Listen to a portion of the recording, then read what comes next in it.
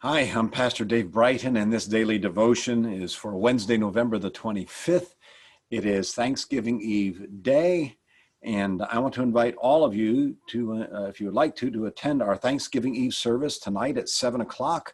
We'll have an in-gathering. People, if you'd like to, our folks always bring non-perishable food items in Thanksgiving that we then take to a food pantry here in town. Or you can just watch on the live stream, which is mountcalvaryga.org. Watch that at home. Well, I'd like to share a psalm with you that's one of my very favorites when it comes to reminding me to be thankful. It's Psalm 136, and I'm going to share a screen with you here in a moment. There we go. So there you can see Psalm 136, and you can see why this psalm is a reminder for you and me to give thanks, because the entire psalm, all 26 verses, are about giving thanks to God.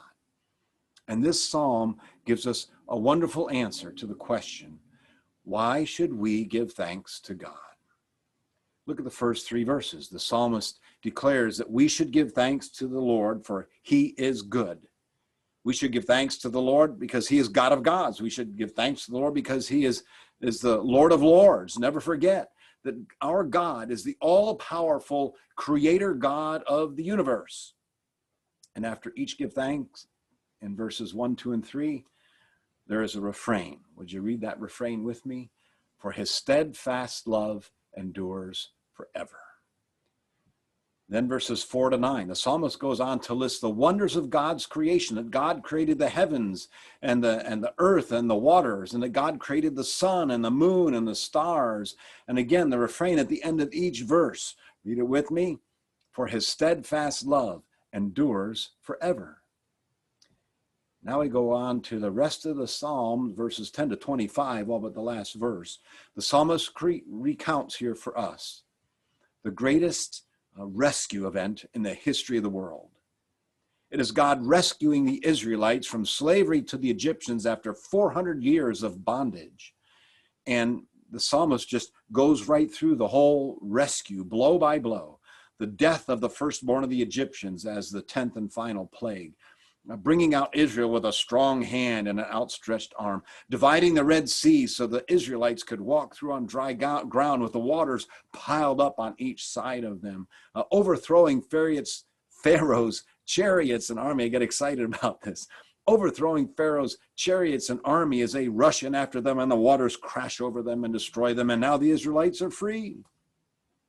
And then God leads them through the 40 years of wilderness wanderings, striking down kings and powerful nations before them, with some of them listed there for you, and then giving them the land he had promised them, that it would be their heritage.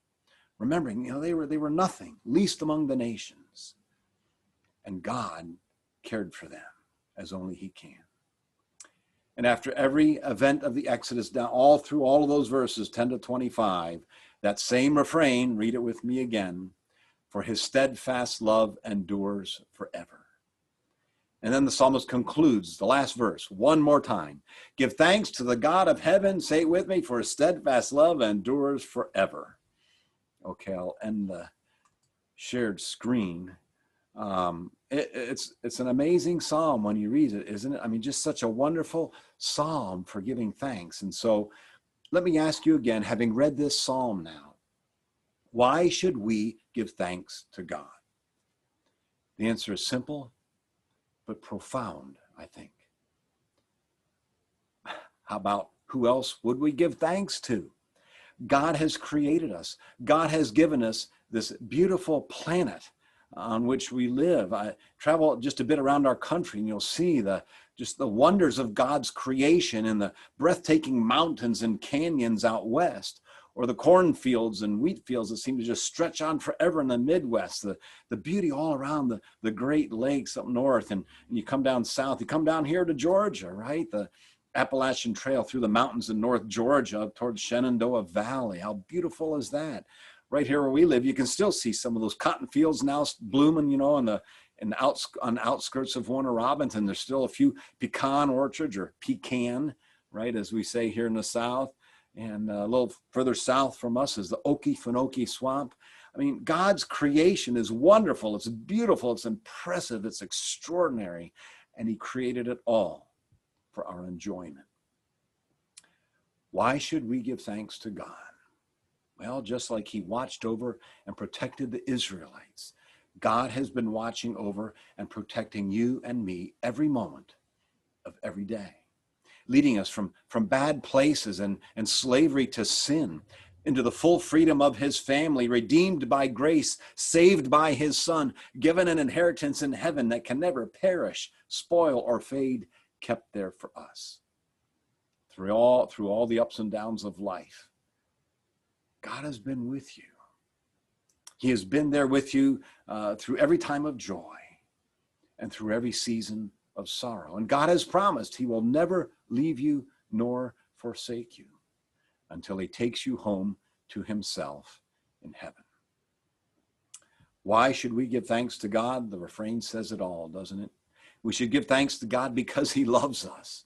He loves us, and the psalmist lists all the ways that God shows his love in that psalm. And we should give thanks to God because he has promised that he would never leave us or forsake us, that his love is from everlasting to everlasting. God's love for us will endure forever. One last time, why should we give thanks to God? What should our constant refrain be every day? Say it with me one more time. For his steadfast love endures forever. Folks, it just doesn't get any better than that. Amen. Amen.